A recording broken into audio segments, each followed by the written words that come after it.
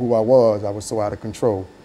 But again, as Pastor KWalker invited me, as he shared on how he was released from the bondage, and now I've been delivered myself for 24 plus years. And it's amazing that there's so many people that are still doing the same thing that we used to do. And I'm just grateful to be here to make a difference. Now, Bishop Campbell, we have a minute for you to sort of make some statements, and then we'll come back to you during the second segment and start with you. But say who you are over the last minute that we have here. Yes. Bishop Campbell, and then we'll come back to you. I also want to thank you, Dr. Haney, for allowing me to be here. My name is Bishop Marcus Campbell. I'm the pastor of the Mount Carmel Missionary Baptist Church located at 1032 Monroe Street, and founder and CEO of the Gentlemen and Not Gangster Juvenile Mentoring Program that we have here in Nashville, Tennessee. And so quite a bit has been done in reference to that particular program, and I think that the three of you bring some excellent information in reference to how we might be able to deal with some of the challenges that are facing our young people today. And so we're going to take our first commercial break, and we'll be back with our audience following this very, very short commercial break.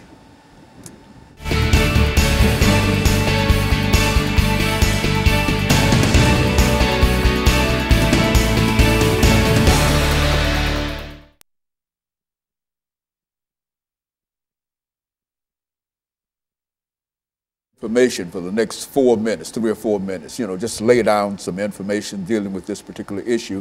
Then you follow him and take about 2 or 3 minutes of that, and then we'll let you sort of wrap this second segment out for today, and then we'll come back and we'll go back down and we'll have 10 minutes to sort of bring all of this information together. But the information I think that we're getting today is very, very important information, because I think this, and that's why we like to do this background information, just to indicate that no matter what a man's situation might be today, that it was not always like that, you see, and I think that's an encouragement, and you ought to hear my story. Oh my! You ought to hear my story. I was a military brat in a real sense, with my father overseas, and he was an Air Force person and whatever. And my family, my mother and everybody was there, and I was 18 years old in Paris, France. Running wild. Running wild. Young man. Running wild. Yes, sir. And so God Paris. saved me too. We've all got those stories. Oh, yeah. I think that when we own up to them, then we can move forward. Absolutely. That's right. That's so true. Right. And so when we come back, Bishop, we'll start with you, and then Waller, and then on down. And this will be our 8-minute segment. All right. Is this the 8-minute segment? Yeah, this is the 8-minute segment. Right? That's all right.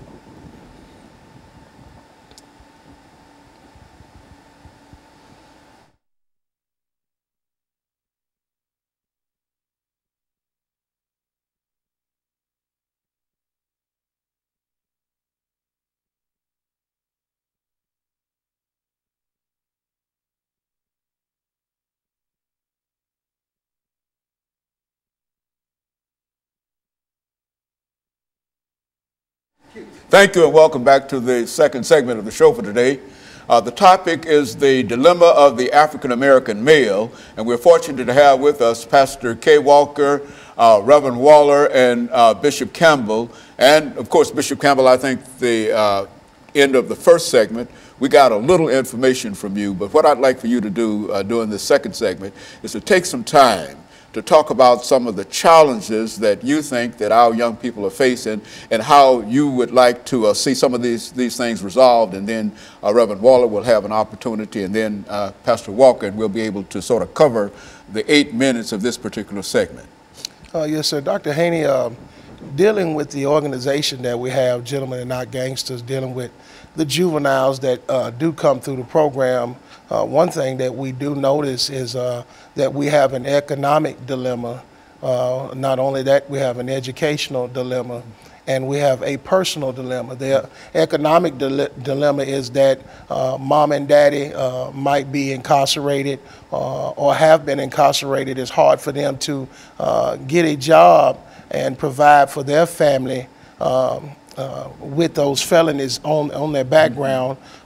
Juveniles are not able to have any employment because of their age, or they're just not jobs that's willing to give them a chance or to try them out. When we look at the economics, most in the black community, not many of them is making more than minimum wage because of the educational background of where they don't have a great education. When we look at a lot of schools in our black community, especially here in Nashville, their test scores are so much lower than schools that are outside of the demographic of where we live at in the poverty places in Nashville that we are. And the personal issue that I see is that because of the parents and what they are accustomed to, what they have been taught, what they have gone through in their lives, they're teaching their kids the same thing. So they're just prone to what they've been taught, what they see, their environment, and it's causing a dilemma with our black males because they're becoming what their environment is. And I just believe if we had a better economical system for our black community with great educational background there to support them to be able to get their economical ways together, I think the personal problem with the parenting and the child would be totally different. But that's what we deal with a lot of times. We find that the parents are not as involved and engaged in their life as they should be. We care more for the kids than they do. They drop them off at the front door, they leave them. They don't come inside to see what the program is about. A lot of times they might not even drop them off. They give them a little bit of bus fare and tell them to get there the best way they can. So I think there's a big overall picture that we can't just key in on one point dealing with the dilemma with our young black males in America. You know, Bishop Campbell, what I'd like to understand, and perhaps you might be able to give us some information in reference to this, do you think it would be cost effective for our governmental officials to provide our young men and women with some kind of employment instead of simply refusing to do anything in that direction? Do you think that would help us out? It would help us greatly. You know, being in the faith-based community, we have a saying of what we say is the idle mind is the devil's workshop. And I believe that these young teenagers, our juveniles, had an opportunity of employment, that it would teach them leadership, teach them responsibility, give them a great reference, a great start in their life, to show them that you have to work for what you want and not go out and take it from somebody else or selling to destroy somebody else's life to be able to benefit your own pocket. What about you, Brother Waller? Dr. Haney, what I know about the youth and people as a whole in our community, this is a trap. And what happens when a trap is set for you, you don't see the trap. And once you're captured into the trap, such as I was, I didn't even know I was in a trap because the things that I was trapped in was attractive. So we have to be mindful of what we do in front of others. People were doing things that had my attention, and it caused me to desire to be into what they were doing.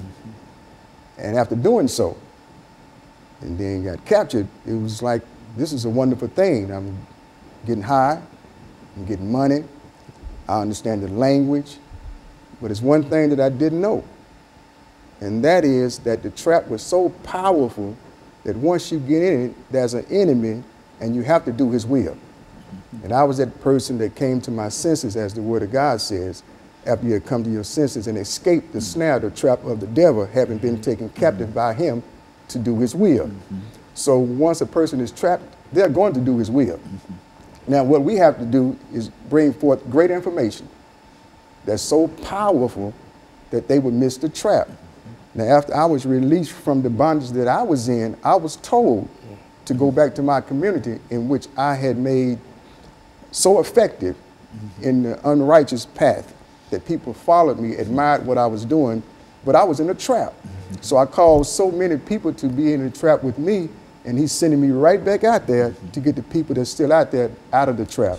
And that's my responsibility. And I've written a book that's entitled Still High, one of the greatest books that I think that could help our communities and get people back into the swing of what we really need. And that's my desire, and that's why I'm out in the streets. New Way Outreach Ministry is a ministry that reaches out. Don't be inside of the building. I'm outside where the people are that's hurting, that's crying for help. And my encouragement to the people that's in the church, come out of the building. You never know the importance And of so that. the idea of the book Still High Yeah. is to indicate that you are still high, but you're high on something outside of what you were generally high on, Yeah. and the experience is greater, Much greater. with being still high Yeah. than it was during the earlier parts of your situation. Is that what you're saying in That's reference what I'm to that? saying, and it don't cost you a dime to keep this high once you learn about it. And it has so much information that the same enemy that captured me don't want nobody to get this book. This book been out since 2013, and I believe Nashville should be flooded with the book. If you want to see a difference, you never know until you try it. And I think some of the problems that we're talking about here are not problems that are limited in terms of the African-American experience and the African-American male, because in a real sense, getting high in the other sense is a national problem now, which is to say that more people are dying of cocaine and et cetera than in automobile accidents and et cetera. And so I think what you have there as a book is something that is very, very valuable and needed in terms of the kind of situations that we find, not African-American males, but African-Americans, other groups, and all of them find the same problems, the same challenges, and et cetera. And so what we're going to do, Reverend Walker, we're going to take this second commercial break, and then we're going to come back and we're going to start with you doing this last 10-minute segment and then go down. And we'll be back with our audience following this very, very short commercial break.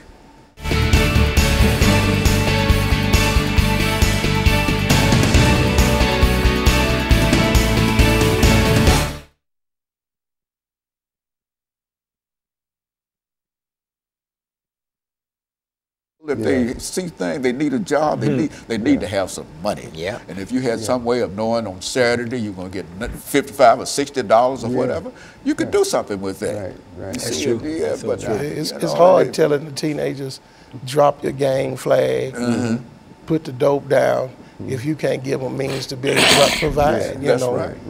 It's hard to do. And that's hard enough for me to understand that our leaders and state legislature folks can't even understand that it's much more cost effective to do it that way than, but I don't know. Yeah, it's amazing how they go. Well, anyway, Reverend, we're going to start with you when we come back during this second segment. We'll have 10 minutes, and then you take about 3 minutes of it, and you take about 3 minutes of it, and then we'll do the last couple of minutes, and then end it out for the day. But this is exactly, I think that this kind of information is people need to know this. I think people know it, but it needs somebody to come to pull it all together and make them understand that. That's what it's about. Just so many lives are simply being disrupted and destroyed in terms of what we're doing here. It really is. It definitely. And so, Pastor, we'll start with you. So you know what we're doing. Just pick it up and deal with what let's take about 3 or 4 minutes on it. RWaller, it's going to be. Let the bishop close us out. All right. That what we'll put together. Okay. Yeah, it would be great. 30 seconds. Yeah, I like this show.